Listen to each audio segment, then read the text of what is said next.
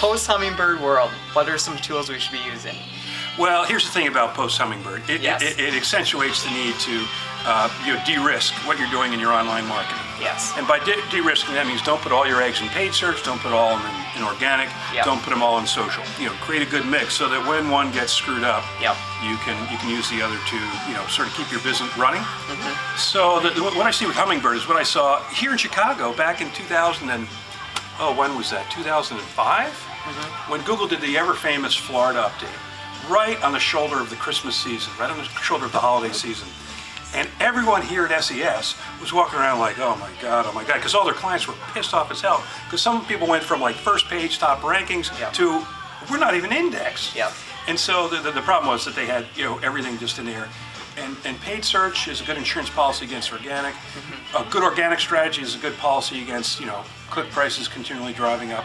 So I think the post-Hummingbird, just what you want to do is make sure that your portfolio of tactics for marketing is balanced in the proper way. Some good advice. So what do you envision as the next big evolution in paid search, say like 5 years from now? That's a really good question. I think that search is becoming more and more difficult, and it used to be the ubiquitous way that people found information on the internet. But listening to a presentation at eBay did yesterday, they're going to a much stronger content strategy and trying to kind of get rid of their dependence on just purely Google search. So they create communities of people that are coming to their place, regardless of whether they, the first click they make is from a Google, search. So I would say that one of the things you might want to look at is to do more display advertising and get that game on right. It's not search, but it's sort of search-like, and search marketers tend to take it on.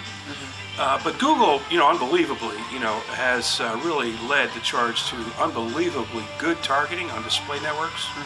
And so I think one of the big, if I'm allowed to say that, answer that question and say that display is really sort of a function of search marketing, I would say that you'll start to see all the other networks get a lot smarter about how they allow you to do targeting, because Google is just running past them. Great. So what are some of the most common mistakes you see when it comes to search marketing? One of the most common mistakes is coming to one of my sessions and just going and applying anything I've just told you to do. If you want to be successful, do the exact opposite of whatever I've just recommended, and I guarantee you'll be successful. But I think Larry Kim at WordStream kind of says it right. That, one of the biggest problems is not spending the time in the account, and the decay in an account is directly correlated to the amount of time you spend with it. Because if you're spending time with it, even if you don't know what you're doing, you're going to get better as time goes on. So that's one of the biggest faults.